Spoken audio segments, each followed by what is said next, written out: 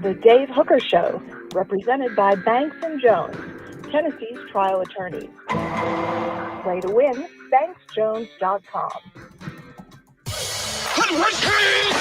The Dave Hooker Show. A presentation of Off the Hook Sports. Objective insight, expertise, top guests. Available on YouTube, Apple, Spotify, and the Off the Hook Sports app.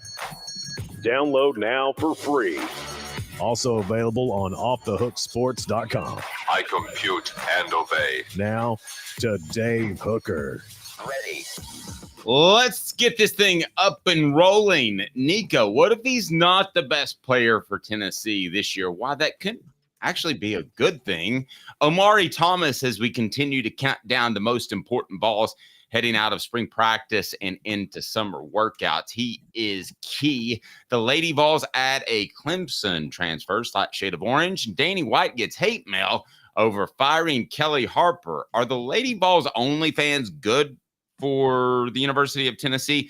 SEC basketball opponents are released. We'll take a look at the Vols schedule. And then we'll be joined by a very special guest a little bit in the program who covers Kentucky, as he will join us to talk Chaz Lanier, whose name has kind of... Caleb, first, how are you, sir? Pretty good. How are you doing, Dave? I'm well. His name's kind of gotten quiet, and I wonder if that's the uncertainty at Kentucky. Going from a guy like Calipari to Pope is a massive change. So I get the feeling he's evaluating a lot of different things. Thoughts?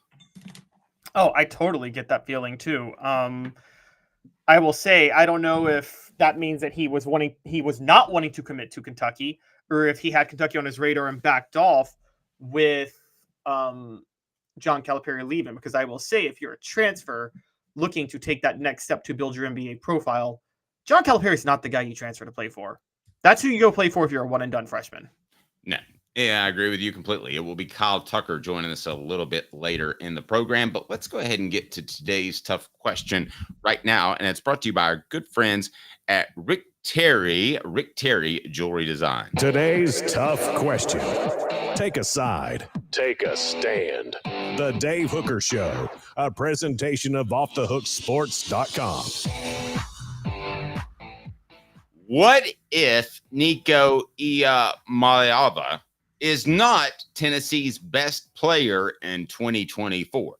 There's no debating, Caleb, that he is Tennessee's most important player. Quarterback position would lend itself to that. However, there's a guy that the NFL scouts seem to think, and Pro Football Focus and James Pearce, that could be a special type of talent. That's why they projected him number one. I could make a strong argument that if Nico's the second or third best player, but still good, which I think is the floor for Nico. I think it's good, or perhaps very good. I don't think he's going to be an all-out bust no matter what.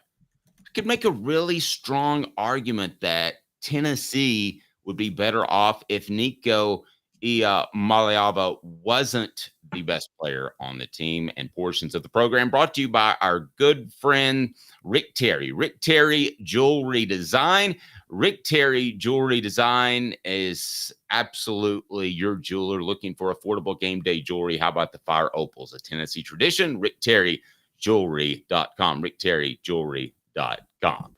What are your thoughts on Nico perhaps not being the very best, highest graded player on the team? Is that good or bad for Tennessee? Well, initially, I thought in my mind, you're crazy for suggesting this, because Josh Heupel's offense, Josh Heupel's whole system, everything to make Tennessee go is dependent on the quarterback putting up gaudy stats. So if the quarterback is not putting up gaudy stats, the season is probably usually disappointment. However, then I kind of thought further in my mind, and I thought, elite offensive attacks and edge rushers complement each other. Quarterbacks and edge rushers complement each other way more than you realize, because what happens? The quarterback gets the big lead. The other team is going to have to throw to come back, and you can unleash your edge rusher to wreak havoc. This was the Peyton Manning philosophy with the Colts, which is why Dwight Freeney turned into a Hall of Fame defensive end, because the Colts knew that Peyton Manning would get them a lead and they could unleash Dwight Freeney and Robert Mathis and when teams were having to throw to come back in the NFL. So then I started to think, well, if Nico's doing his job and he's doing what Josh Heupel wants him to do, well, then at that point, the other team will be forced to throw all the time, at which point Tim Banks and Rodney Garner can just unleash James Pearce, and he would have field day after field day, week after week. So because of that, it got a lot closer.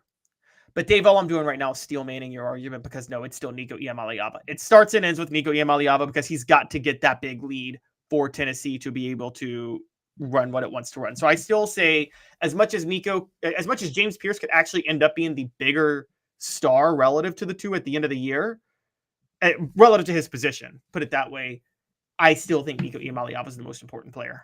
I think at the end of the year, if you look at James Pearce as a star, if he is still at the same level that he is among analysts, that it's actually better if he's a proven commodity, if he's an all-SEC player at the end of the year. Go ahead and click like and subscribe. We'll throw out the poll question as well that has to do with this. But I think we forget that James Pearce just openly defied the police officers.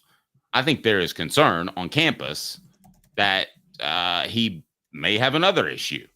So if he gets through the season and doesn't have an issue, then you've got a really good defensive end. I don't have those concerns about Nico. So let's say James Pearce graded out through the season a couple of points higher than Nico. I think they're a better football team, obviously, than if James Pearce gets in trouble between now and then. Yeah. Yes, if he grades out higher, because James Pearce could end up being the best player at his position, and Nico may be in a clutter of maybe 2 or 3 quarterbacks, possibly, Carson Beck, somebody like that. But let me ask it this way: does Nico have to be the best player for this to be a championship team? He has to be the most important. Well, he is the most important. I don't think there's any denying that today in May. But does he have to be elite on this team for the Vols to be a championship season? Yes, he has to be elite. He absolutely has to be elite. There's no question about that. Everything about this team depends on what the quarterback is able to do. And so Nico absolutely has to be elite. I don't think so. Oh, sorry. If he is good, Tennessee's not winning a championship. He has to be great. I disagree. I'm going to paint a scenario. Now, maybe this is fairy tale land, okay? But I'm going to paint a scenario in which I think Tennessee is at a championship level, and Nico's very good. I get very good. I don't get great. I don't get elite. Okay, so we're talking around about the 5th, 6th best quarterback in the nation. So that's the parameters that we're dealing with. No injuries on the offensive line. James Pearce stays out of trouble, is an elite edge rusher, as I believe he is. The secondary falls into place. The big one is no injuries on the offensive line. But you give me those 3 things, and Nico's very good, not elite. I think Tennessee can play for a championship this year. Dylan says, as good as James Pearce is, we have plenty of talented depth behind him. We only got one Nico. It's a fantastic point, Caleb. I can't take that from Dylan or you. If the offense is running and the system is running the way Josh Heupel wants it to run, it's not possible for the quarterback to not be elite. That is where I'm at with this. It's not possible. That's interesting. Kind of like the young man, Tommy Frazier. If he's not in some shape, form, or fashion making the right call and pitching it to the right guy or running up 180 yards on the ground on his own, then you're not having a good day at the office, is basically what you're saying. That's exactly what I'm saying. Everything about this is built around the quarterback being elite. So if the quarterback's not, it's like building your team around an elite scorer like Dalton Connect, and that elite scorer in basketball only averages 12 points a game. If he's only averaging 12 points a game and he's your scorer, like you build your team around a scorer, you're not winning. I mean, that's just how that happens. So this team is, Josh Heupel builds his entire system around his quarterback. Now, he makes things easier on his quarterback which is why quarterbacks put up elite numbers in his system. But it's also why if they don't put up elite numbers, you have an issue. It was an issue that Joe Milton didn't put up elite numbers last year. If you just looked at the numbers, Dave, look at Joe Milton's stat line. It's one of the better seasons in Tennessee football history. I mean, it may be one of the top 10 quarterback seasons in Tennessee football history, just stats-wise. But we watched him play, and we're not going to consider that one of the best 10 quarterback seasons in Tennessee football history based on what we saw on the field. So that's how much Josh Heupel's offense props up quarterbacks. You're right. Tommy Frazier's a great one. Again, I brought it up yesterday. Steve Spurrier at Florida is a great one. If your quarterback isn't averaging 3 touchdowns a game in the fun and gun in the 90s, Steve Spurrier wasn't winning, right? No, absolutely not. And I get your point, but I think you're discounting the one thing I said. If Tennessee's offensive line is healthy throughout the entire season, Tennessee could have one of the best running games in the SEC. If they're healthy on the offensive line, I think they're paper thin deep. If they have one of the best running games in the SEC, they will have the most efficient quarterback in the SEC. That's what Josh Heupel wants to have. And therefore, again, Nico has to be elite. They had a good running game last year in the SEC. How'd that work out for them? Fair. I mean, so Nico has to be elite. Now, I'm going to throw this at you. I'm ready. If he plays, James Pearce has to be elite too. It's crucial that James Pearce is elite, because if James Pearce is not elite, that means he didn't have a lot of opportunities to rush the passer in obvious passing situations, because that's the goal of this team. The entire goal, and you can look at how Josh Heupel's recruited, he has focused more heavily on the defensive line and edge rushers than he has the secondary. Why is that? His philosophy is in obvious passing downs, he can drop a bunch of guys back in coverage. They don't have to be that good. He just needs bodies back there, and he can unleash edge rushers to wreak havoc. The reason you need an elite secondary in other situations is because you need guys that you don't want to have to drop a bunch of guys back. He wants to be able to do that with Tennessee. Elias says great on the curve with this offensive scheme. You're right. When we see 330 yards in this offensive scheme, as opposed to like let's say Iowa's offensive scheme, it means more for Iowa to throw up 330 passing yards than Tennessee. But you can still grade players and give an actual grade of a quarterback beyond the stats. You and I both know that James Pearce could be havoc and only have a couple of tackles for a loss and no sacks. Nico could be fantastic and hit a lot of, and I think this is actually going to happen in the second half of the season, hit a lot of plays underneath because teams are going to try to take away the downfield threat. Now you get into the running game. I think by midseason, Caleb, I think teams will adjust to take away the deep ball, and the running game might actually take over for Tennessee roundabout midseason. I say that because I believe that Nico is that good. Portions of the program brought to you by our good friends at Boundless Moving. From the 2-hour minimum to turnkey operations, they have you covered, absolutely covered. Boundless Moving moved me. They can move you, East Tennessee or Charlotte. So what do you make of that claim that Tennessee can have a good Nico, that Tennessee can be a, air quotes, running football team? You said it didn't get you where you wanted to go last year, so I don't think you're going to be a big fan of it. This running football team that you're talking about, that's going to last for a game or two. They're still going to be a running team. Look, if the offense is doing well, they're still an elite running team. They're elite running and passing. You're talking about an offense that they want to average 600 yards if they can. Okay, so you could be elite at both. It's also going to be, though, where they really sell out to take away the pass, they're going to rely heavily on the intermediate passing game from Nico. And we saw this in the Citrus Bowl. Nico's very patient and very willing to use that intermediate passing game. I think more patient on that than Hendon Hooker is. Honestly, I think Hendon Hooker struggled in that aspect of his game. Fair. The intermediate passing game. Need to see more. Let's check on the poll question brought to you by Quality Tire Pro. The Eberle family has been serving Chattanooga's community since 1957. All major brands of tires, full service automotive, brake, alignments, oil changes, and more. All work is covered by a nationwide warranty. Cherokee Blvd or online at qualitytirepros.com, qualitytirepros.com. Again, the Eberle family is fantastic. Stop by and tell Bo that Off the Hook Sports sent you. Say, hey, Bo, our poll question, Caleb, is? Our poll question up on the message board is pulling it up. Actually, the poll question is not up yet. I'm sorry. I super apologize. I need to put that up. Get the poll question. Okay, we can do that. We can do that. Sometimes YouTube is a funny thing. Do want to get to a couple more things as we get that up. So let's go ahead and work that out. Let's workshop that here right now. We want to hear from you on the message board. Who is Tennessee's most important player other than Nico? We would have to go Cooper Mays. Of course, we saw what happened there. I think you'd have to include James Pearce as number 1 overall pick, right? Who else would you have on there? So James Pearce, here's where I'm going with this. James Pearce, Cooper Mays, Brew McCoy, or somebody else. Who would be the somebody? I want to leave it with somebody else, but who would be the somebody else's that you would even include?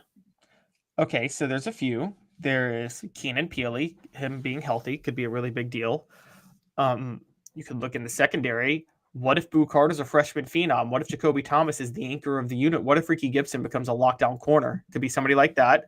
Javonte Spraggins on the offensive line is an elite run blocker. Maybe John Campbell moving over to right tackle could become somebody valuable. So there are a lot of other options, but yes, I think that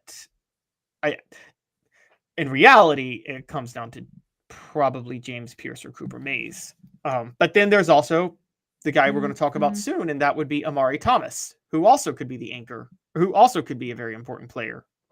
Yep. I remind you, the show represented by Banks and Jones. Vote on that poll question now. We'll take a look at the early results in 60 seconds. Well, it's because they're Tennessee's trial attorney. You can play to win with Banks and Jones because they'll go to trial. You've heard of other lawyers. They say they'll go to trial and fight for you. They won't. They just want to settle. That's the easiest way out. Well, that's not Banks and Jones, led by T. Scott Jones. They won't settle. They'll go to trial for you. Tennessee's trial attorney. They play to win. Truly, Tennessee's trial attorney when it comes to criminal defense or personal injury. Why settle? It's Banks and Jones. T. Scott Jones. BanksandJones.com. We count down Tennessee's most important players. And now we get to a guy that is easy to overlook if you're a casual fan. But if you're a real football fan, you know how important Omari Thomas is. So where does he rank in our 10 most important balls coming out of spring practice heading into summer workouts? Omari Thomas, thoughts? Yeah, so we have Omari Thomas at number 8, and honestly, he could be higher. Omari Thomas is the most experienced veteran leader of this defense, and it's not every day a defensive tackle is that type of guy. Omari Thomas is going to be splitting reps with Elijah Simmons, Bryson Eason, Omar Norman Lott. That's probably the 2 deep rotation that they want. And he's not I say this with all due respect to him, Dave, but we could say this. Omari Thomas is not like a John Henderson, Albert Haynesworth generational level defensive tackle like that, right? Right. Yeah, sure. I would say that. Yes. So that's the only, it made sense when John Henderson was the leader of the defense in 2001 as a tackle, because that guy was so generationally, just so gifted and such a generational talent. Omari Thomas is the leader as a defensive tackle, not that, which just shows his maturity level and how much of a great, reliable player he is. He's going to be the anchor of this unit. James Pearce won't be able to do what James Pearce wants to do without Omari Thomas getting a push. Keenan Peely is the quarterback of the defense, assuming he stays healthy. But a lot of that depends on what Omari Thomas does up front. You brought up the phrase to me 2 years ago when I joined the show, and I know you made it up, but it's actually the greatest phrase I've ever learned, which is gap integrity. And I started to study a lot more of the defensive line when I did that. And Rodney Garner coaches that very well. No one understands that better than Omari Thomas in the middle. There's a reason last year. It's funny you say that. I've never looked up at the screen, and maybe I pay attention to the lines more than I should, but I've never looked up at the screen and thought that he was out of position. Not one time last year. Never.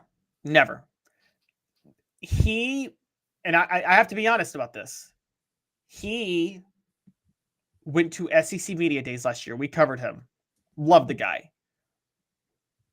you know how there were a couple other more veteran players on that team last year, Dave, that were not defensive tackles. Jalen McCullough being one of them. Obviously, no, Jalen McCullough had other things that were unfair that he was facing at the time, but you had Aaron Beasley, who could have gone. They sent Omari Thomas, a defensive lineman who was an underclassman, to represent the defense as the leader last year. He could be going back to SEC Media Days this year as a back-to-back leader of the team. This guy is everything you want in a player, and he doesn't make the splash plays that a lot of defensive tackles in Tennessee history have made. Part of that is the setup of the team. I've told you guys, again, they want to complement the passing attack with an elite edge rushing combo. You need those nose tackles and those defensive tackles in the middle to do that, though. And no one does that like Omari Thomas. And I think that he's almost, Dave, can we go here? Dare we say he's almost the Cooper Mays of the defense? Doesn't he deserve that type of level of respect? He's another interior lineman, just like Mays, and he kind of leads the whole unit. In my experience, you can't do that at defensive tackle, and I'll tell you why. Tuesdays brought to you in part by Newbert Collision Center. Usually John Adams joins us. He's on vacation, but he'll be with us more than we can possibly stand him coming up when Caleb has a little one. In 15 seconds, I'll answer that question. Fifth year, the second and third generations continue Joe Newbert's commitment. His vision of what this business needed to be, we still try to live up to that. Joe Newbert Collision Center. I don't think Omari Hand can be the Cooper Mays of the defense because, and I know this sounds odd because, of course, Cooper has his hand down on the football as well. But with your hand down, I don't know a lot of defensive tackles or defensive ends, for that matter, that can be great on-field leaders. They can be great off-field leaders. Don't get me wrong. But you just don't have the ability like linebacker where you're standing up and you can see where the secondary is lining up and you can see what gaps that your defensive linemen are lined up on. And I just don't know that you can do that during the game with your hand on the ground. Like Derek Barnett, as great as he was, I don't think he was looking back over his shoulder seeing his, cornerback X lined up in the right spot. That makes sense? Well, yes, but edge rushers are the baseball players of football teams. And the reason I say, and I know that's a weird phrase, but the reason I'm bringing that up, they don't have to do anything complimentary with anybody else on the defense. They're the one player that, like, you agree, right, Dave? They just have to focus on their job. All they got to do is their one job, and you don't have to worry about anything else. I do think with defensive tackles, it's a bit of a bigger deal, though, because particularly in a four-man front, which Tennessee prefers to run, you and the other tackle kind of have to be complementary if you're going to fill the proper gaps, aren't you, and stay in position. You kind of have to know where each other's going. Chemistry is very important. Yeah, and so I think Omari Thomas is an anchor for that. I get what you're saying, but honestly, in terms of on-field leaders like that, look, there's only 4 positions where you can have that: quarterback, center, linebacker, and safety. There's no other position where you can be really an on-field leader and dictate alignment. And actually affect scheme and X's and O's. Yeah, I would say that's absolutely right. Well, I mean, if you wanted to say strong safety, like we've talked to Fred White so many times, it was kind of him and Dion that would affect what they did in the secondary. So I guess you could say 2 safety positions, but you would think one. But one could if you needed him to. Yeah. No, so I agree with you. Your greatest on-field in-game leaders need to be safety, middle linebacker, center, and quarterback. Right down the middle, strong down the middle, just like baseball. That's very true. You're right. Center field, shortstop, pitcher, catcher. I mean, it's funny that we talk about how you want to be great at left tackle, and we talked about the movie The Blind Side and all of that. But really, when it comes down to it, wouldn't you rather be great at center?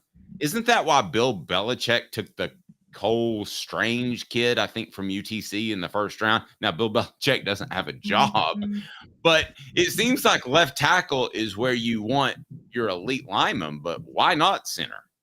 I think you need to be smart at center. You need to understand. You need to be able to understand certain things at center. The physical gifts you need at left tackle or even right tackle. You don't have to be as physically gifted at center, but you have to understand things. The best example of that is Jeff Saturday, who, maybe we'll bring him on a show one day. I'm kidding. We don't have that connection to ESPN, but I think is the most overrated center of all time. He understood assignment. Jeff Saturday. Oh, he just texted me. He wants to be on the show. By the way, I think Cole Kubelik's going to be able to join us on the show before long. Heard from him. Go ahead, sir. Jeff Saturday understood assignment football, but he was super undersized. But all he had to do when he was snapping for Peyton Manning is Peyton Manning would say, hey, block this way, block that way. Figure out exactly which way to force the defensive line on the initial snap, and I can step the other way, and I'll have the throw out before they get there. That's all Jeff Saturday had to do. He never had to maintain a block his entire NFL career, okay? Because all Peyton Manning needed to do was force defensive linemen a certain way. By the way, there is some of that in this offense, but not as much. There is a lot of, and this is the underrated part of Josh Heupel's offense, there's a lot of being expected to maintain blocks, isn't there, in Heupel's offense? Not just forcing linemen a certain way so the quarterback can step the other way. Yeah, absolutely. Yeah, you're expected to maintain blocks. So, but Peyton's whole system was, you don't got to maintain a block. Just force the line a certain way so I can step the other way and have 2 seconds to get rid of the ball. That's all I need. Now, I will say that on the other side with Omari Thomas, this is the underrated part about Tennessee. They're such a finesse team, Dave, but we keep talking about important players in the trenches because they're so good in the trenches this year relative to other teams. And Omari Thomas is a huge part of that. If Tennessee wanted to play ball control, clock management, which they never would, and just go straight to a pro style, they'd be pretty competent this year because the defensive line could actually handle that. And that's because of Omari Thomas. They had to do a lot of that last year, honestly, because of Joe Milton. I think Elias is onto something. He said, I feel like guards are remarkably important in this scheme, but really everyone up there is. No, I think that the guards and center are more important in this scheme than a lot of other ones because you just can't allow a gap pressure. You can't allow pressure up the middle. So, yes, I believe that guards and center are more important in this scheme than your average pro-style offense that might be out there. Huge part of that is because of the run game. The run game is very vertical. There are no stretch run plays in this offense, or hardly any stretch run plays. So let's be honest, Dave, the tackles don't really have to run block that much in this system. It comes down to the center and the guards run blocking. And that's why I think the guards become so important is, you don't really, did you ever see a guard pull last year on a running play?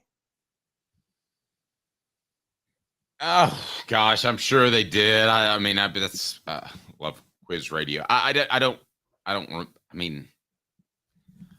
would feel like I shouldn't say that they didn't at all. It just doesn't. But it wasn't common, right? No, it was. I wasn't seeing the Mike Shanahan offense by any stretch of the imagination. Yeah, your job as the guard is, you're right, win up front against. You're right, close the gaps and basically win one-on-one blocking battles.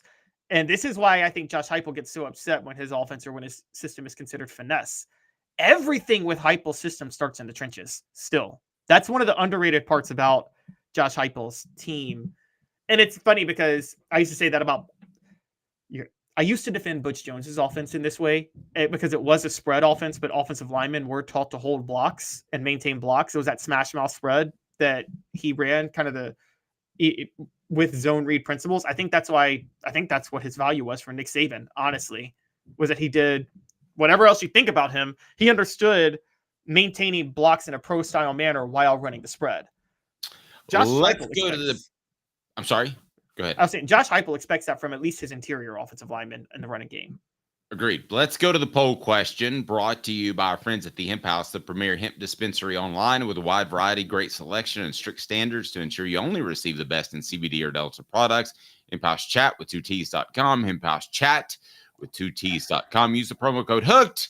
That's HOOKED for 10% off. That's the Hemp House. Our poll question: who is the most important player other than Nico? Where do we stand on the results for that so far? It is 29% James Pearce, 50% Cooper Mays, 7% Brew McCoy, and 14% somebody else. Sounds about right. It's about what I thought. I don't think that's incredibly surprising either way to you. No, I don't think it's that surprising at all. It's kind of right what I expected, honestly.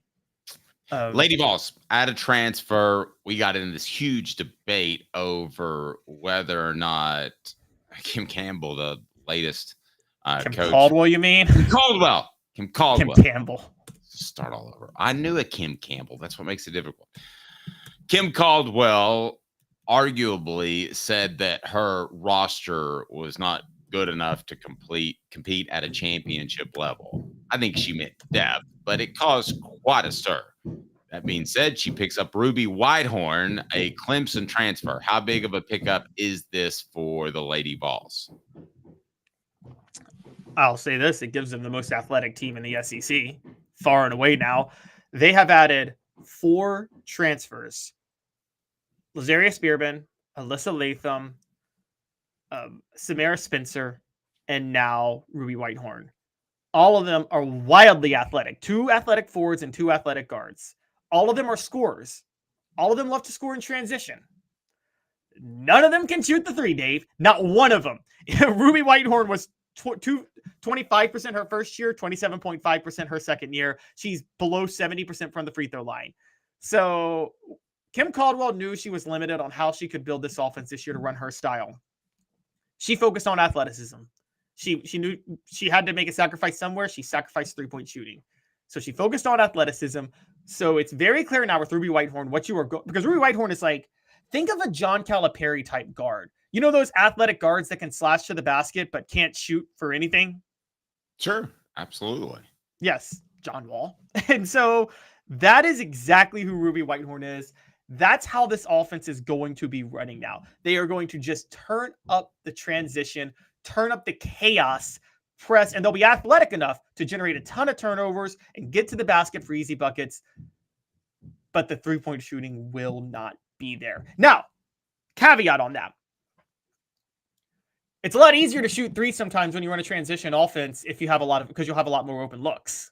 So it is possible because of the open looks and because of how quick these players are in open space, they'll get a lot better looks than they got at where they were from. So you can maybe add, I don't know if it's a 25% 3-point shooter, maybe they become a 30% 3-point shooter with that. And also you already have a couple of shooters on the team like Sarah Puckett, to the point to where, okay, maybe it's possible that the athleticism alone will create more 3-point shots. But Kim Caldwell likes to run and shoot from the outside. That shooting from the outside thing is going to be held back a significant bit this year, but she has much more size than she had at Marshall. So that's clearly where she was going. I don't know if there is a women's basketball transfer expert out there, and I'm not going to pretend to be one, but I'll tell you right now that I think the recruiting has gone better than expected for Kim Caldwell and the Lady Vols. Would you say better than expected? Okay, or she's still struggling? Maybe that's a new poll question, but let me get what you think about it right now. 1,000% better than expected. 1,000% better than expected. I didn't think John and Adams, who is obviously off today, I wish we had him on because he would be great talking about this, but we talked about with him how the roster was not only not that good of a roster, but it wasn't built for what Kim Caldwell was trying to do. And we didn't know she would get enough players to do it. Well, she just got 4 transfers, all of whom are wildly athletic. Then Jewel Spear is staying. Jewel Spear is one of the few players who does fit what Kim Caldwell's trying to run. It's hard to think that, Tennessee wasn't going to get put it this way. Tennessee wasn't going to get the athletic 6'2" wing player who could shoot from outside. They weren't going to get that this year with Kim Caldwell, given where they were. It's going to take a minute. And so I think this is a great situation for Tennessee. They really have, I think they've maxed out what they can do. And by the way, I don't think they're done. I think Kim Caldwell is still going to add one more player. I definitely don't think they're done.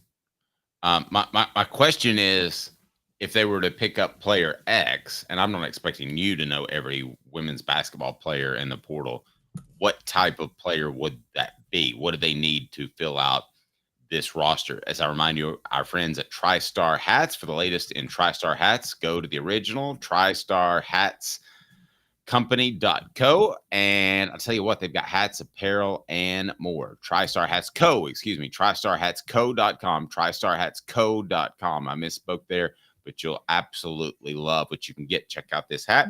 It's just right behind me right there. That's your TriStar Hats look, and it's fantastic. So TriStarHatsCo.com, the original. Don't go with a fake. I'll tell you more about them here momentarily. But Caleb, who's the lady, or what type of lady do they need to fit into this class to, if not complete it, then to show that it's headed the right way for sure?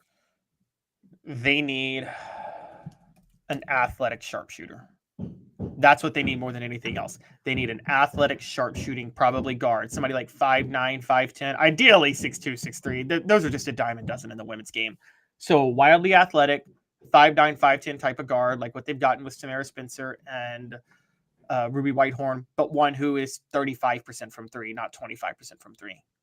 Hey, Smoky Mountain Red brought up a great point. The only thing that I kind of dislike about Kim is how much she admits that she is, paraphrase, lost and is delegating things to others. In my opinion, she should talk with confidence. You brought up a great point, Smoky Mountain Red. Here's something that I was told in her interview process, that she openly admitted that she would not be fantastic at certain aspects of running this type of program. This is a monster jump, and that they really like that about her attitude.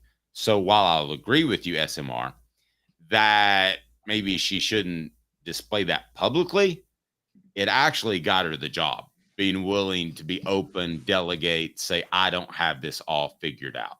I was told it actually got her the job, that interview approach.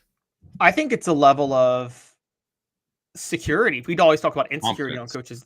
It's a level of confidence. Yeah, because I think a lot of coaches in Kim Caldwell's situation get jobs that maybe they're not ready for, and they're super insecure, and they try their best to make up for their insecurities because they know they're probably not ready for it. And then that creates way more issues down the road. I mean, the most obvious worst example of that was Butch Jones. We know that. But and then there's other people who aren't insecure. They're almost too secure. They feel like they're ready for this and everything about it when they're not. And that would be Derek Dooley, right? Derek Dooley felt that there was going to be no change whatsoever going from Louisiana Tech to Tennessee. Yeah, and he was going to have success no matter what. Yeah, exactly. So I think that there is a happy medium of understanding what you don't know right now at the moment, but at the same time, growing into the job. And that is, I think that's more than anything, being secure in yourself. I mean, I admit, I'm willing to admit when I'm not good at something, and Dave's willing to admit when he's not good at something, or when he hasn't had something figured out yet. And I think, look, guys, we are just this YouTube space. We figure things out on a daily. We are not as seasoned as so many other people who are good at this on YouTube. We do everything we can to get it right every day, but we don't know a lot of times if some things are going to work. We test a lot of stuff. And I think Kim Caldwell is that. And I think that's totally fine. You can kind of grow into a job. You don't want to be like Penny Hardaway at Memphis, who was very insecure because he came out of high school and was not ready for that job. Maybe he'll grow into it, but he's made a lot of early mistakes that has crossed the program. Well, now Smoky Mountain Red does say, maybe don't say I'm lost, LOL. Did she actually say that as we go to the message board? Did she use the word lost? Because no, I probably wouldn't say that. I'll agree with you there. Maybe I didn't see that quote. We'll get to that. And our poll question. What is our poll question, Caleb, that is on our YouTube page people can take advantage of right now? Most important Vol not named Nico. James Pearce at 26%. Cooper Mays leads at 55%. Brew McCoy got in some votes at 6%. And then somebody else is at 13%. All right. Let's kill that one dead and say, are you happy with Kim Caldwell? And I'll let you decide upon the choices. How about give us 2 minutes, and then we're going to tell you about this bothers me. A Vol that got death threats. 2 minutes with Caleb Calhoun. I'm Dave Hooker, off Thug Sports. All-wheel drive, $31,954. 24 Ford Edge, all-wheel drive, $37,975. 24 F-250 4x4 Crew Cab, $54,760. Varner Ford, your East Tennessee Ford dealership. Sports Treasures in North Knoxville is one of the South's largest sports cards and memorabilia dealers, featuring over 10 million sports cards from vintage to modern. Sports Treasures carries a full line of hobby boxes, singles, autographed memorabilia, Tennessee Vol collectibles, fan cave decorations, and so much more. See a museum full of collectibles at Sports Treasures, 4819 North Broadway in Fountain City, and Sports Treasures on Facebook. Sports Treasures, where the real sports fan goes to shop. Have you seen the latest TriStar Hats Co. product? TriStar Hats Co.? What's that? You know, those really cool hats, shirts, tumblers, and even license plates with 3 stars like the official Tennessee flag and stripes like the American flag. Pretty patriotic if you ask me. Ah, gotcha. Seen those. Those are cool. Where can I get them?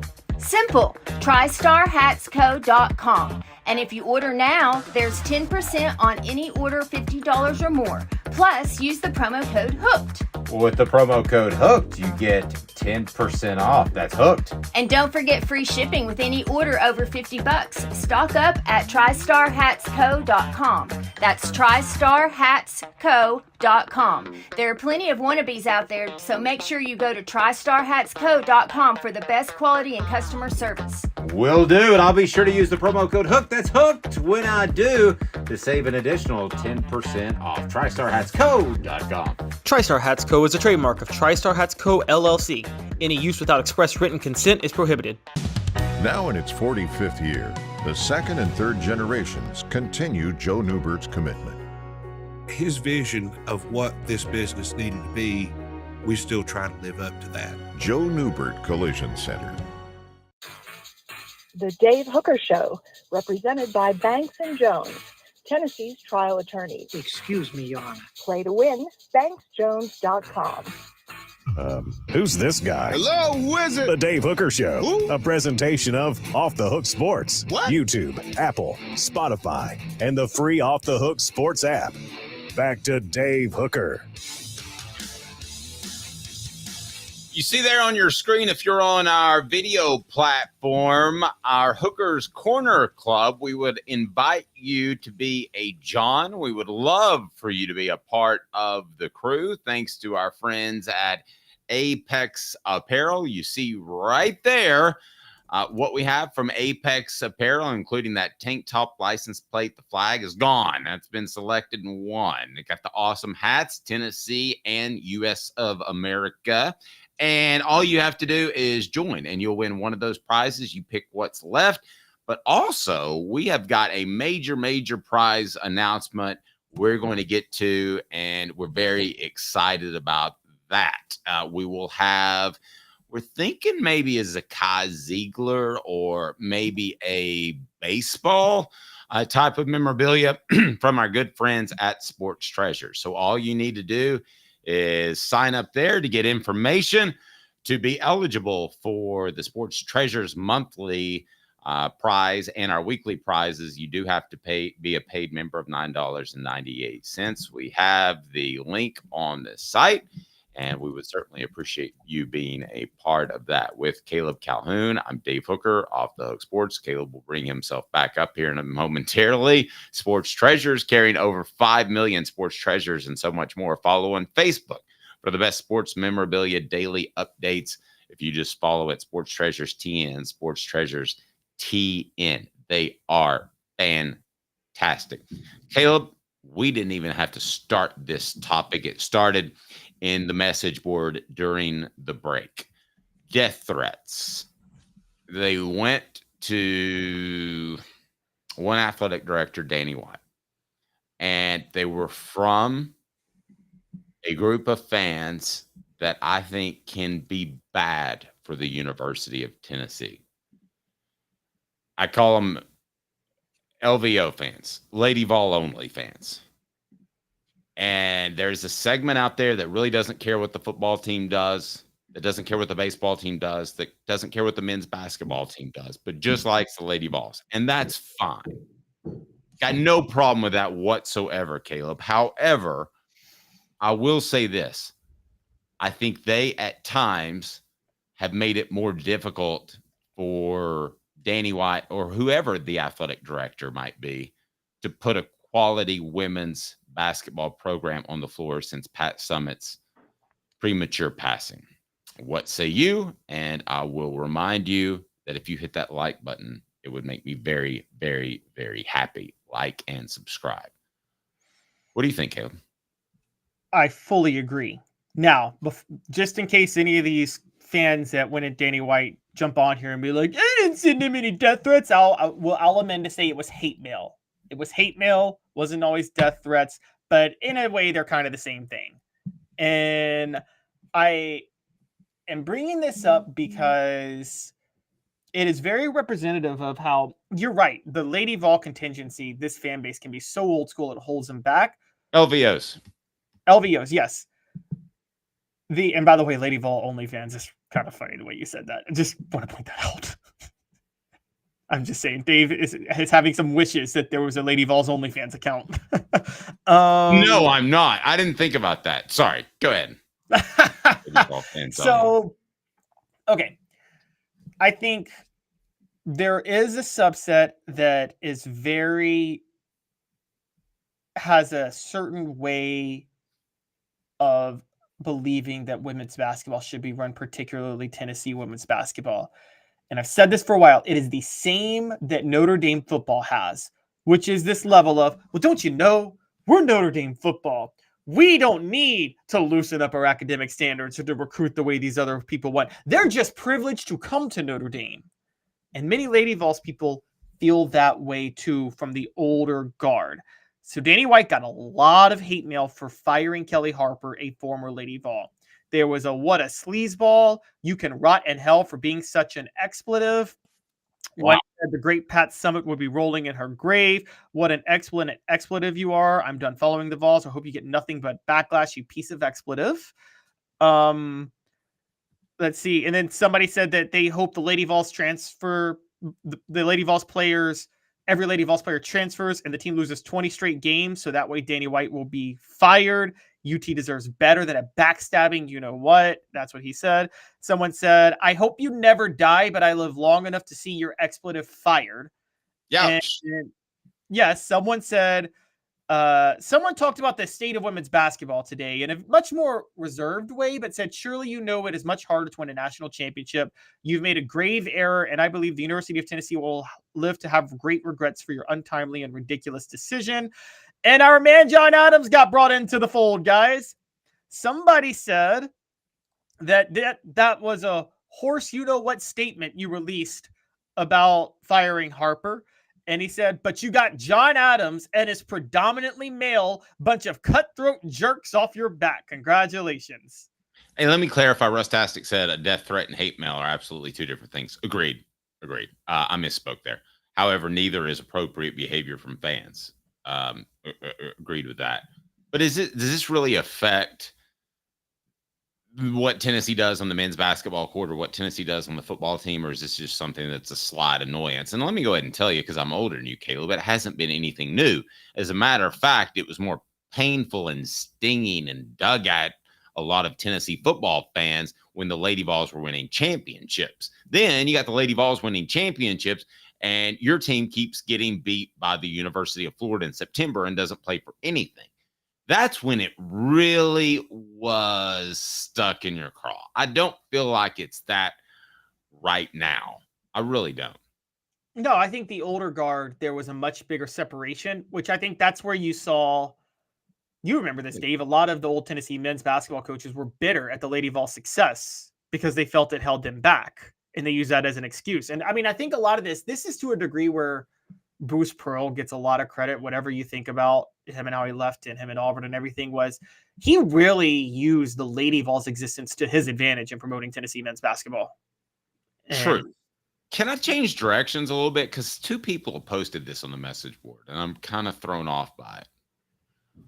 That false fans do this to shine a bad light?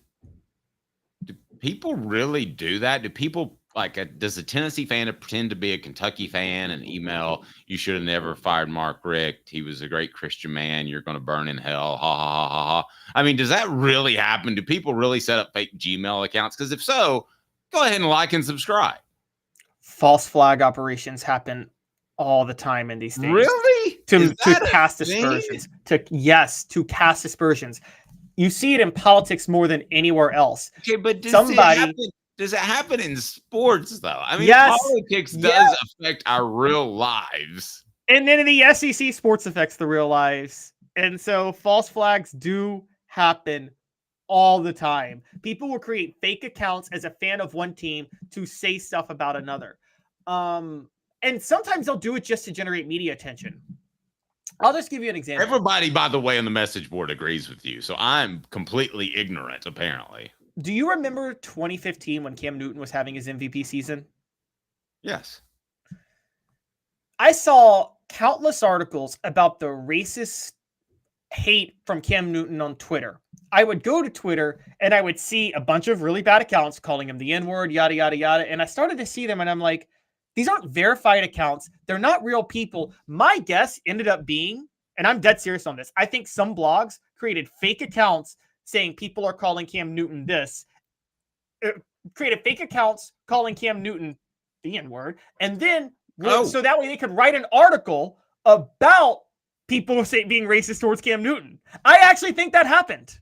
Yeah, no, I think that happened. People do that because they are so addicted to creating a narrative. If you want to draw race into it and you're I'm saying just that's an example. That's an example. Okay, right. If you want to draw race into it and you're so mad that a kid went somewhere else instead of your school, you're maybe even seen him play a couple of games in the fall and you're like, man, he would have been great at Mississippi State.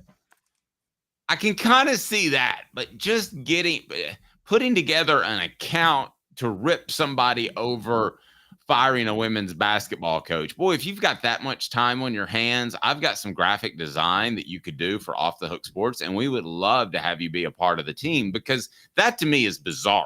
I mean, when you start a Gmail account, you've got to do all the verifying and you've got to have all that. I mean, that to me is, I guess. Hey, that's what amidst all the Russia investigation stuff they were doing, over the years, one of the things that they found out was that Russian leaders to try to sow division in the U.S. were creating burner accounts to fight with each other on Twitter. Like it would be like they would create fake pro and anti Colin Kaepernick protest accounts to fight with each other on Twitter, and they would literally organize protests to try to get people to show up for them on separate sides so they could kind of sow the division. That happened all the time. That happens all the time because people. It's better now because I think now in this age of social media, most people have kind of learned how to tune out fake trolls. But I mean, I'll give you an example. Recently, I've just had to put the phone down for a while. I'm just going to say this. I'll say this to you. You ever notice whenever a coach or a player is struggling, they all of a sudden come out and talk about all the death threats that they're receiving online? I don't believe them half the time. I believe they're trying to change the narrative. And I think I'm going to come at them. I'm going to flip it on you, okay? Because I pushed the player to tell me about the death threats one time because it had gotten so bad and he didn't want to because he didn't want the very criticism that you're doling out. So while you're right, some people use that as a defense. Jim McElwain did. I think well, yes, he did. I think that it happens more often than you're aware of and needs to be reported on. So what's the balance there from a reporter's standpoint? You report on it. I mean, you want to hear what the Knoxville News Sentinel said when I got a death threat?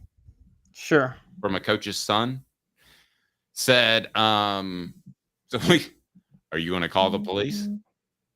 It wasn't, we're going to find you some sort of big protector to go with you to practice or anything. It was, you can call the police if you want to.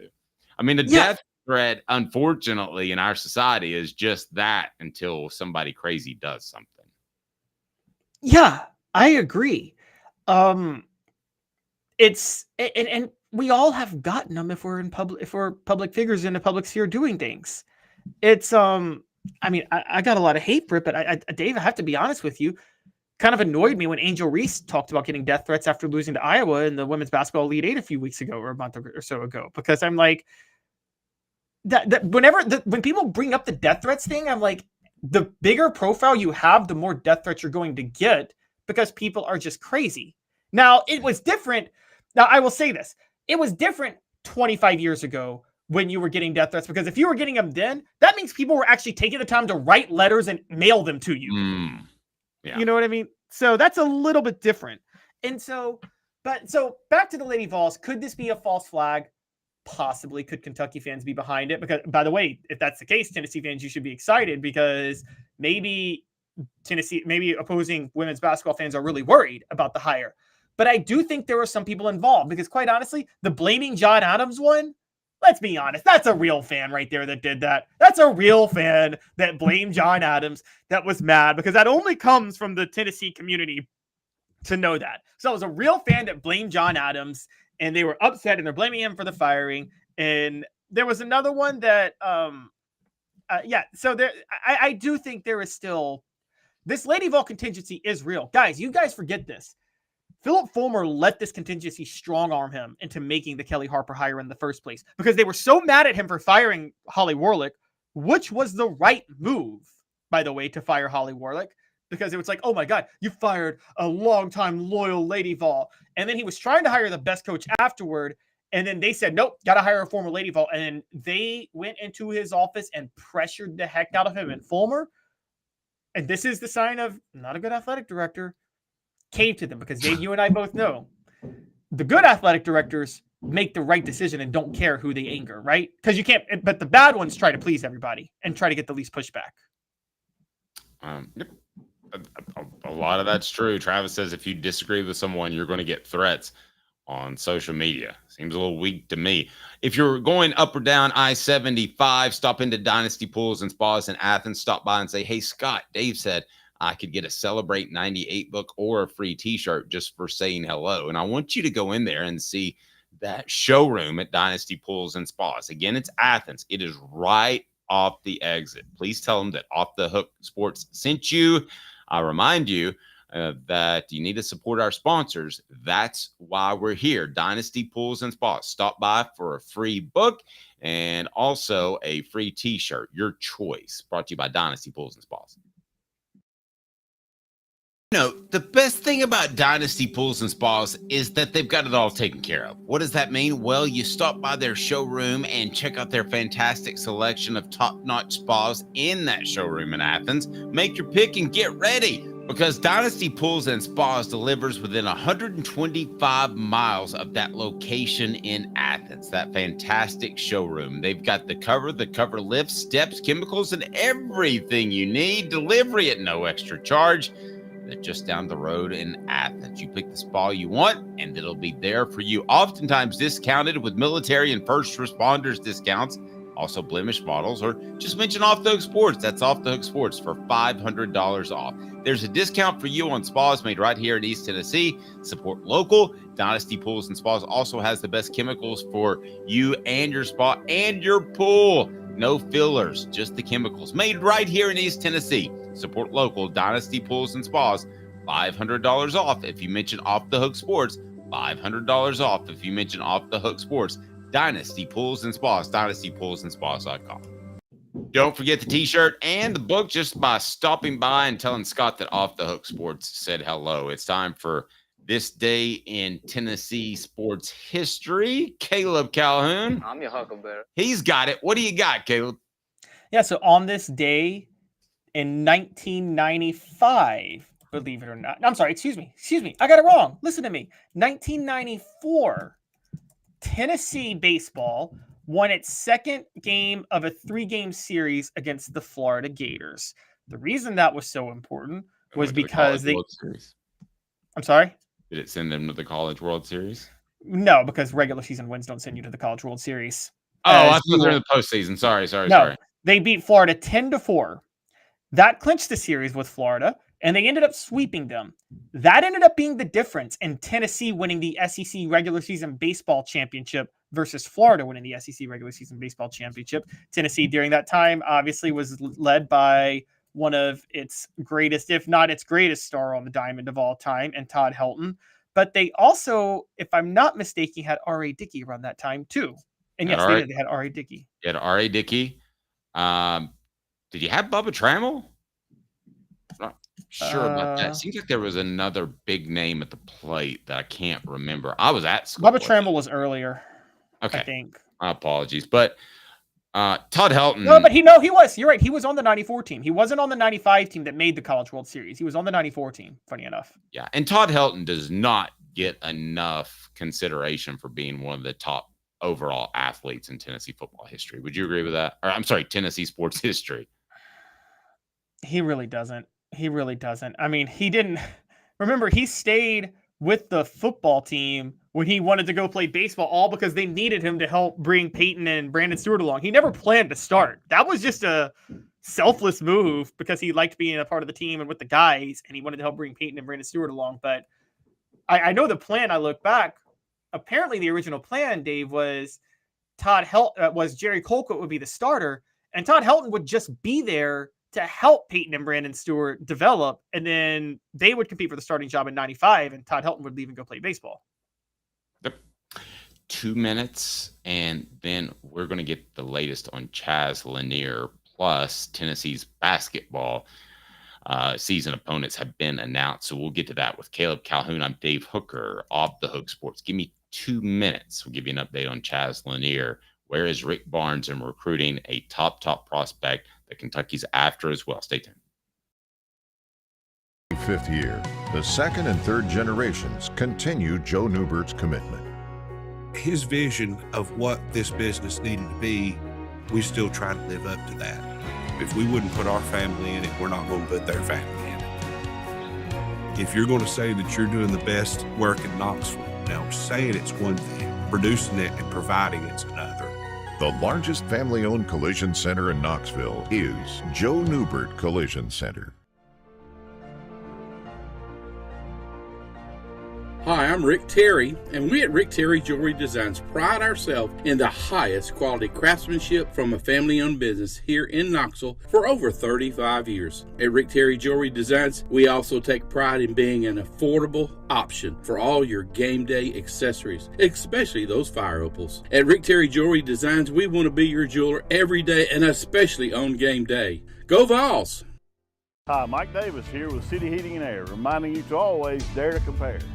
Our team provides quality local heating and air service, installation, and maintenance across East Tennessee. We use only the best equipment like American Standard heating and air conditioning for your residential, new construction, or commercial needs. Honesty, dependability, and customer satisfaction have been the cornerstones of our business since 1961. City Heat and Air. Dare to compare. Experience it all at Varner Ford in Clinton. Need a quick fix or maintenance? Visit our Quick Lane Tire and Auto Center. Keep your Ford running smoothly with the experts in our service department. Ready for your next Ford? Our sales team is here to guide you to this 24 Ford Escape all-wheel drive, $31,954. 24 Ford Edge all-wheel drive, $37,975. 24 F-250 4x4 Crew Cab, $54,760. Local you trust, experience you can afford. Varner Ford, your East Tennessee Ford dealership. You suck, you jackass. No, he doesn't. He's just Caleb Calhoun. No. That was too mean to Caleb. Let's get going here. Off the Hook Sports with Caleb Calhoun. I'm Dave Hooker, and obviously Jacob Warren knows what to do. What's up, everybody? This is Jacob Warren asking you to like, subscribe, and share. Dave needs this. The Dave Hooker Show, represented by Banks & Jones, Tennessee's trial attorneys. Way to win, banksjones.com. Who's this guy? Hello, wizard. The Dave Hooker Show, Who? a presentation of Off the Hook Sports, What? YouTube, Apple, Spotify, and the free Off the Hook Sports app. Back to Dave Hooker. Regardless of any sport, 5 best Tennessee athletes in terms of resume are go.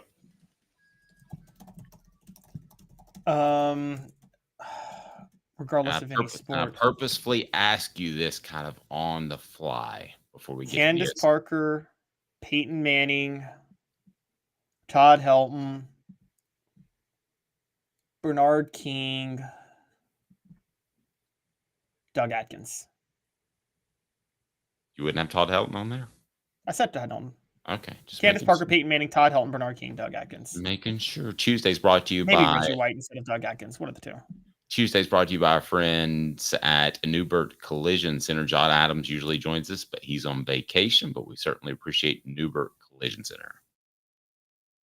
5th year, the second and third generations continue Joe Newbert's commitment. His vision of what this business needed to be, we still try to live up to that. Joe Newbert Collision Center. Schedules are important. They remind you where to be and when. Tennessee's basketball schedule is out. What do you make of it, Caleb, on first glance?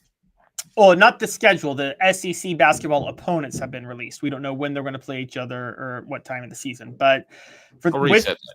Tennessee's basketball opponents announced. Caleb, what do you make of it?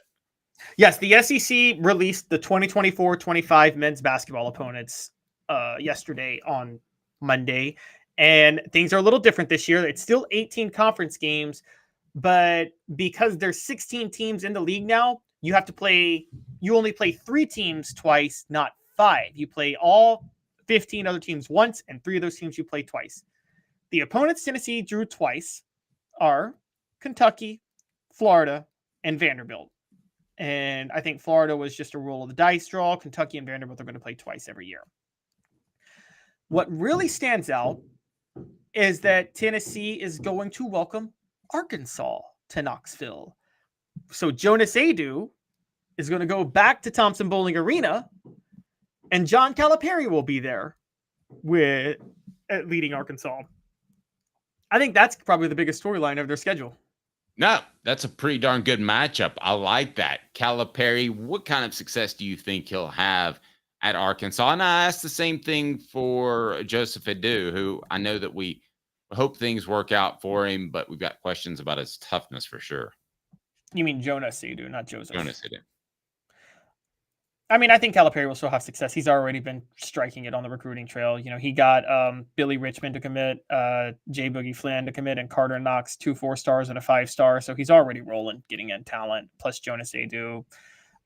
So I think Arkansas will be good. I don't think they will be Kentucky level great like they were with those recruits back in the day, but I still think they'll be good.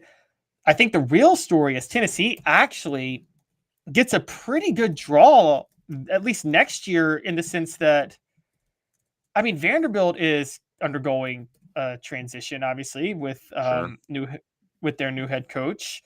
Kentucky's undergoing a transition with their new head coach. So you have 2 new head coaches at Vanderbilt, Kentucky, and Florida. They had a bit of a moment towards the end, but they're not that great of a program. I don't think anybody really sees them doing anything special this upcoming year. So getting those 3 teams to play twice, if you're Tennessee, you should be very happy about that. And now what stands out is some other tough teams. That's just a now thing. Are these permanent opponents? I mean, this is just next year. Okay, well, how's this going to work out long term? Because yes, it looks like a good draw for Tennessee now, but there would have been times when Billy Donovan was at Florida or Vanderbilt was better or Kentucky's Kentucky, that this would have been a very tough draw.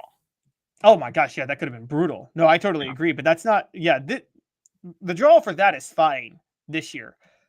The problem becomes their home versus road schedule, and a lot of the better teams in the league now, they're going to be playing on the road. They get a rematch with Texas. They have to play them on the road. This next year, they have to play Oklahoma on the road. They have to visit Auburn. So Auburn, I think, is going to be the biggest competition for Tennessee to try to win the SEC. And they got to visit Auburn. That's going to be brutal. It's going to be brutal to visit Ole Miss. Ole Miss is a very good program now. Really, the biggest standout home game they have probably is Alabama, with Nate Oates coming. And, given how Tennessee fans, I think Nate Oates is very quickly becoming the most hated coach in the SEC now that Will Wade has retired, or Will Wade has gotten fired. So we're going to have to see how that plays out. But I think that Tennessee, in many ways, you may see a more down SEC than usual next year. But at the same time, you do have some programs on the rise. Mississippi State and Ole Miss are both programs on the rise. So it's hard to, Dave, this time of year is really, really, really hard to project how good basketball teams are going to be. It's not like football. Basketball teams can change their personnel overnight just like that. So I just think that, but I think as programs believing in the coaches and looking who the coaches are, I think drawing Kentucky and Vanderbilt and Florida for your 3 teams that you play twice is a pretty good draw. I think getting Alabama at home they should be happy about. I think Auburn on the road is their most circled game. If I had to pick, if you told me they were going to go 17-1 next year, then their one loss would be Auburn. That's going to be the toughest game for them next year at Auburn. I want to ask you another top of your head question. Who is the most disliked coach among, let's call it the top 4, even though baseball's arguable in its exposure? But who's the most disliked coach in the top 4? Women's and men's basketball, football, and SEC women's basketball. In the entire SEC or from Tennessee? No, in the entire SEC. So football, both basketballs, baseball. I think Josh Heupel would make some list because of allegedly running up scores. But I do think Oates and the way he handled the whole gun situation 2 seasons ago, right? I think that definitely hurt him. And I think the fact that he's successful probably makes other coaches a little bit wary of him as well. I think Nate Oates is obviously on that list. Sorry, Tennessee fans, but Tony Vitello is on that list. Like, just so clearly on that list. No doubt. I think in football, I think I got a couple of names. Like, there are some there's coaches that me and you make fun of Dave all the time, but like, I kind of feel bad for Billy Napier more than I make fun of him. I just feel like there's a lot of things going on down there, but I don't think he's a bad guy. I think I think the 2 most hated coaches in the SEC for football are Lane Kiffin and Hugh Freeze. Lane Kiffin because he just trolls you, and I kind of find it funny, but Hugh Freeze because I think everybody in the world knows Hugh Freeze is one of the biggest frauds and phonies and snakes in college football. I don't think people hate Hugh. Well, I take that back. I don't think this round of coaches know enough to hate Hugh Freeze. Like a lot of the guys that were around when Hugh Freeze was making an impact, Fulmer, Saban, they knew what he was doing. I don't think this new round, and NIL is not going to come up and bite him because you can do that now. You can pay players, so that's not going to bite him. I don't know that he's as hated as maybe you imply at times. Now, the old school coaches, Saban, Fulmer, all those guys, he was hated because they knew he was cheating. I don't know that he's as hated now. It wasn't just the cheating, though. It was not, that alone they could have gotten past. I agree. It was the gross stuff with underage kids, and there are a lot of weird things. I just think that it's clearly Lane. I think Lane is football, I think it's clearly Lane. Women's basketball, I think it's clearly Kim Mulkey. Men's basketball. Oh, yeah, Kim Mulkey is definitely it. Men's basketball, I think it's clearly John Calipari. Football. You said Lane football, but baseball, Tony Vitello. So that's the Mount Rushmore. Tony Vitello, Kim Mulkey, John Calipari, and Lane Kiffin. I like it. I mean, yeah, that's a fair one. So I think with Nate Oates, you're right. Getting to basketball with that, I think Nate Oates more splits people along the lines. His decision, I can't say was the most obvious decision to say, oh, he should have set Brandon Miller for the year. What do you do with the guy who, like, you know, you can't really prove he did anything that he shouldn't have done. And so I think that's easy for Tennessee fans. I'm the one who sits up there and says, I mean, should Josh Heupel have suspended Jalen McCullough because he was indicted for something he never should have been indicted for? I think everybody loves the thing about sports, and this is what's so funny to me, Dave. Everybody loves hardcore discipline for the other team's opponents, for the opponent's players. But then when it's their own players, it's like, well, it's not so black and white. And I mean, that's just how sports goes. Let's get to 4 Downs, brought to you by Dynasty Pools and Spas to take a closer look at this schedule. Here we go. Boom. 4 Downs brought to you by Dynasty Spas, the most comfortable spas made in the United States of America, right here in East Tennessee. Drop in for the all-new showroom in Athens. Dynasty Spas, perfect for all 4 seasons. 4 Downs, presented by Off the Hook Sports.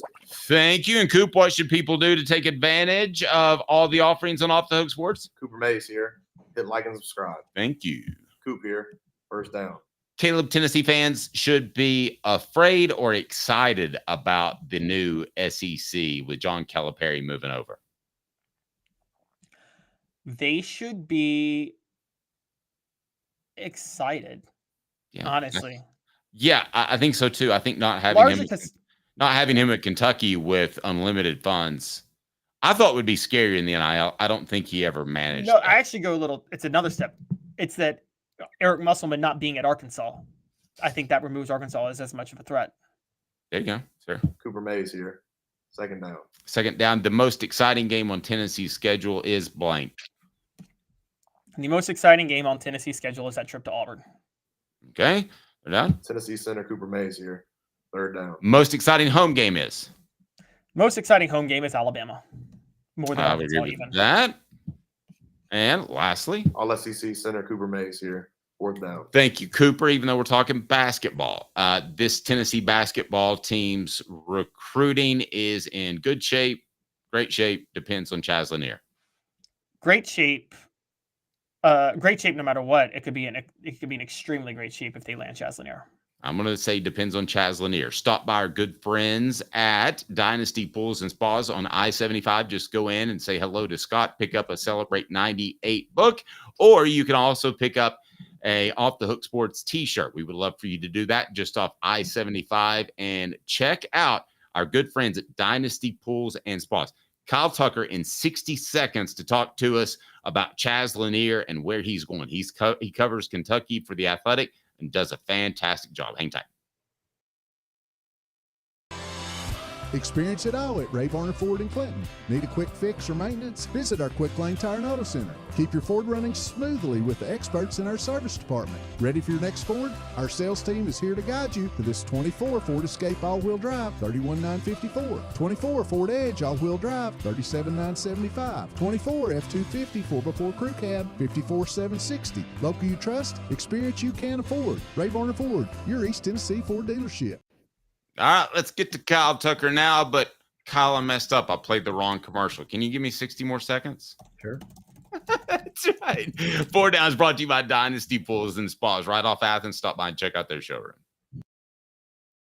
The best thing about Dynasty Pools and Spas is that they've got it all taken care of. What does that mean? Well, you stop by their showroom and check out their fantastic selection of top-notch spas in that showroom in Athens. Make your pick and get ready, because Dynasty Pools and Spas delivers within 125 miles of that location in Athens, that fantastic showroom. They've got the cover lift, steps, chemicals, and everything you need. Delivery at no extra charge.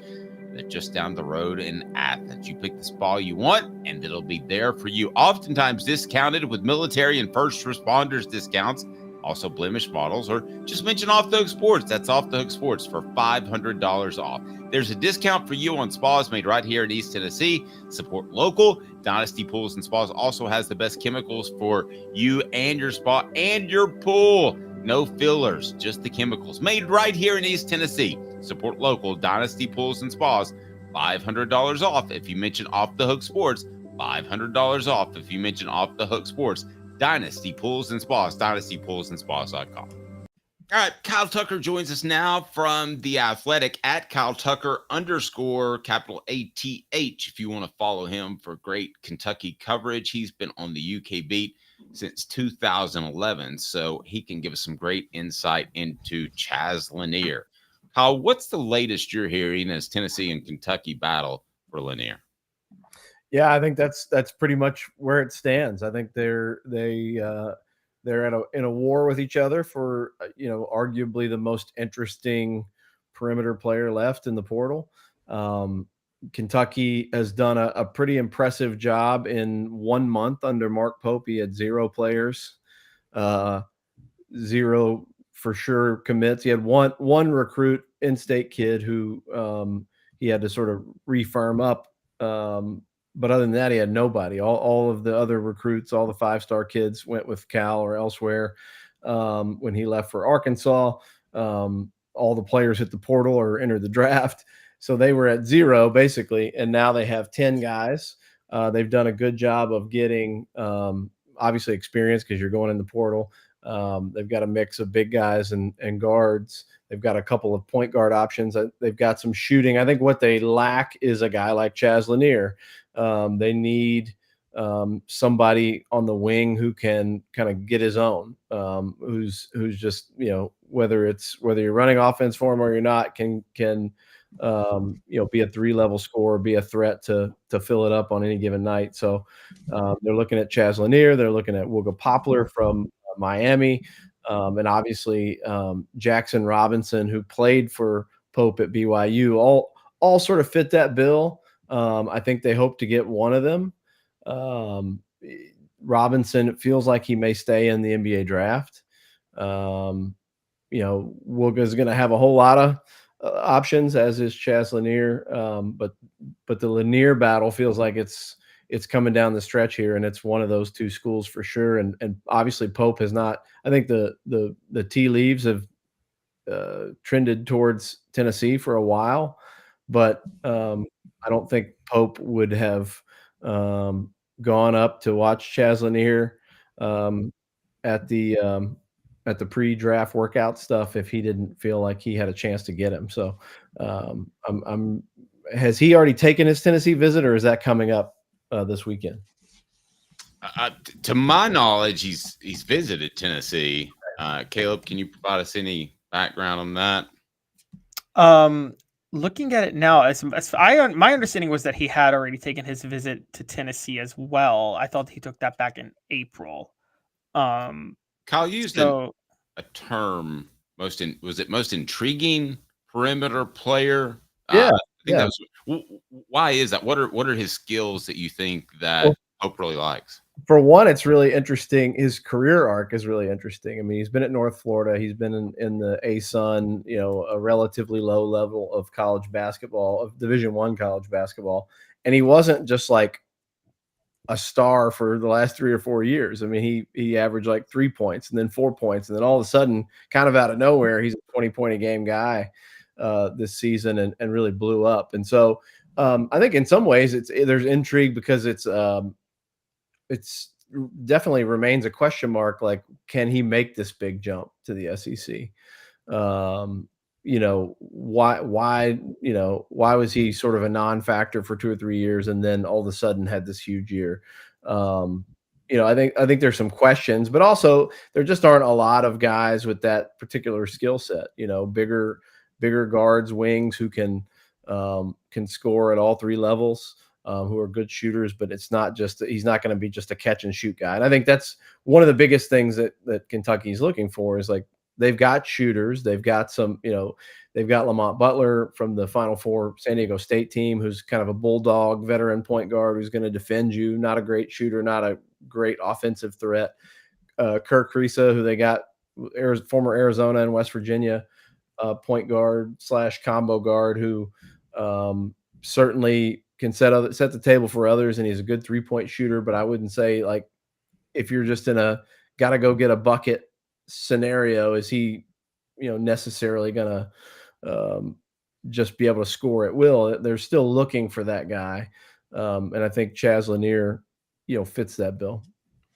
So Kyle, I wanted to ask about Chaz Lanier and the way this works, because Kentucky seemed to come into the fold late.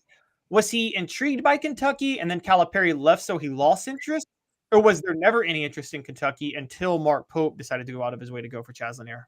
I can't say for sure, but I didn't hear any sort of whispers about Chaz Lanier and Kentucky under Calipari. They may have gotten there. I mean, it's hard to say what they would have done if they had stayed, what their needs were going to be, because it all happened very quickly and he was gone. And he's brought some guys with him to Arkansas, and he was able to get some other guys out of the portal. But I think this whole scenario is pretty much played out as a Mark Pope thing.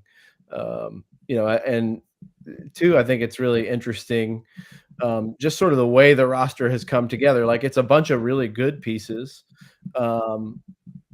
Like, I don't know if there's like a superstar on this Kentucky roster, and I'm not sure that Chaz Lanier would necessarily be that superstar. Although, I think people have compared him, as you talk about Tennessee, people have compared him and what, his potential to a Dalton Connect type of guy, a guy coming from a lower level who's a really good scorer, kind of a wired scorer.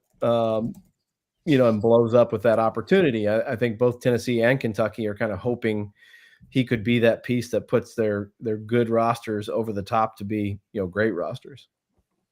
So if you had to predict, Kyle, and you're not going to make a great living out of predicting where high school kids or transfers go, but if you had to predict he'll be at Tennessee or Kentucky, what would you predict? Man, to me, it's a bit of a mystery because I'm not clear because of the fact that Kentucky's, again, they're on Poplar, they're on Robinson, who played for Pope, and they're on Lanier. I think they're hoping to get one of them, like I said, and everything I had gathered up until the last few days was very, very pro Tennessee. And I think I'd probably still maybe predict him to Tennessee, but Kentucky's been pretty good about the guys that they have majorly prioritized.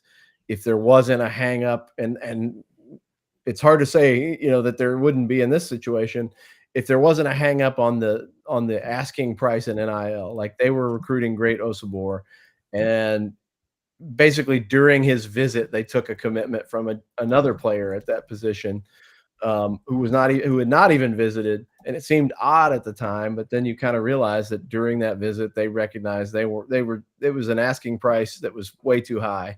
And yesterday we find out that Great Osabor is going to Washington, where his former coach is, and the reported deal is $2 million in NIL. And so for one, does that change all of the available free agents? And I think we should just call them that, right? All the guys in the portal are free agents. Has that reset the market, like in real time? Like whatever Chaz Lanier was hoping to get, whatever any of these guys were hoping to get that hadn't picked the school yet, did that number just go up through the roof when they saw that Great Osabor got $2 million from Washington? And scarcity, it's basic supply and demand, right? What things cost, and scarcity drives up cost. And there's not that many program changing players left in the portal. Like if we get this guy, he changes our fortune in a significant way. And I would say Chaz Lanier, in many people's minds, is on that short list of guys left who can move the needle. So what is his value? And that, therefore, what is his asking price? Has that been updated in this process? And so with that unknown, really, it's hard for me to say. Like if that number gets crazy high, I think Kentucky would just respectfully back away. I think when you have to they said they're going to fill their roster to 13 by the end of this summer. When you go from 0 to 13, when you've got to add 13 players to a roster, I don't think you can afford to get in the crazy bidding wars. And so if that becomes a factor, then, I don't know what Tennessee's situation is there. What is their salary cap situation right now, so to speak? Because frankly, that's the crazy reality we are living in now in college sports. Like there's no reason to like talk about it in any delicate terms. Like this is free agency. Teams are thinking and acting as if they are working with a salary cap or a salary pool. Everybody's kind of going, here's my budget, here's what I have to spend, here are my needs. And so without knowing everybody's war chest, what they've got and what they're willing, what sort of their max that they're willing and comfortable to spend on a guy, it's hard to say. But I'm fascinated. I mean, this could really shift. This one recruitment can really shift, the upper half, the fortunes of the upper half of the SEC. Like this could give Kentucky a chance to be in that upper half.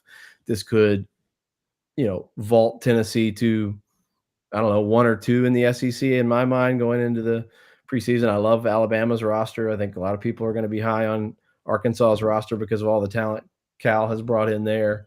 But Tennessee's got a chance if they get a Lanier to really, I think, be in contention again, as more often than not been the case under Rick Barnes, to win the SEC. Go ahead, Caleb. Go ahead. Yeah, I was just going to ask Kyle, from a Kentucky perspective, do you feel like Kentucky fans feel a little refreshed that whatever the Mark Pope, John Calipari, all that situation is, that Kentucky is finally like maybe building a roster around guys that aren't just freshmen? for once a little more experience will be on that roster. Yeah, it's interesting. Like, I think there's a mix. There's for some, it's a hard addiction to break. Like the excitement, the thrill, the bragging rights of signing a number 1 or number 2 ranked recruiting class every year. I think obviously people were frustrated with the results, but it's still hard to break that addiction of seeing like your team at the top of the rankings, right? And we've got 3 or 4 or 5 or 6 McDonald's All-Americans coming in every year. They don't have that now. And that was always going to be the hard part of breaking up with John Calipari. You're going to lose that. Like, you're still going to get McDonald's All-Americans if you're Kentucky, but you're not going to sign, 5 of the top 15 players or whatever. But on the flip side of that, I do think that's been hard for people. It's been like weird. It's weird to go from like signing these name brand kids and guys that are definitely going to be future NBA lottery picks to signing a bunch of transfers that are from places maybe you hadn't watched them play, you don't know who they are, or you're getting a mid-major transfer.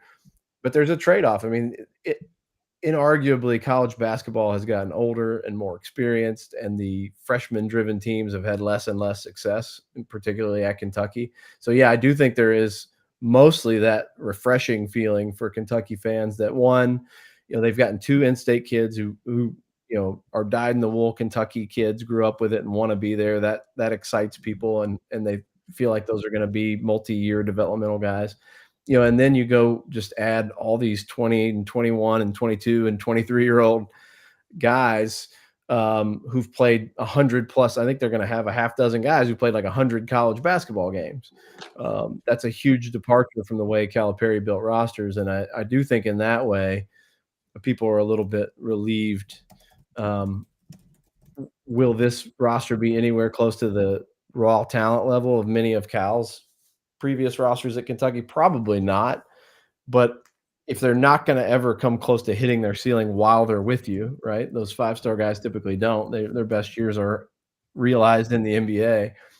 Is it better to have a bunch of guys who are at the peak of what they can do, like 5th-year senior transfers who know exactly how to play college basketball and are kind of maxing out their talent, versus a more talented raw talent guy who's just starting and to figure it out in college? I think we're about to find that out. Great stuff, Kyle. I really appreciate it. How do we follow your work? Yeah, it's at the Athletic website and the app, and also on Twitter at Kyle Tucker _ Appreciate you, buddy. Thank you. It's good stuff. Thank you. Right there. I love the fact that John Calipari is still in the SEC. And you still get that aspect of it, but you now have Kentucky that's still in the SEC, obviously. So you kind of got the best of both worlds as far as content and storylines, right? Yeah, but nothing's ever going to top John Calipari at Memphis, Bruce Pearl at Tennessee, and Kevin Stallings at Vanderbilt, because they all had big personalities and they all kind of hated each other. And hey, by the way, just real quick, new record for number of concurrent viewers. So if you can hit that like button, if you're new to the channel, if you can hit the subscribe button, subscribe. Because we're almost at 5,000. We're trying not to talk about it. We don't want to jinx it, but we're pretty excited. And then we might have something called the Rick Terry Run to 10K, where, I don't know, maybe you could win something like a Garmin watch worth 4 digits. How about tune in tomorrow? We are live each and every weekday at 10 a.m. We'll have more information on Rick's Run to 10K. For Caleb Calhoun, I'm Dave Hooker. This has been a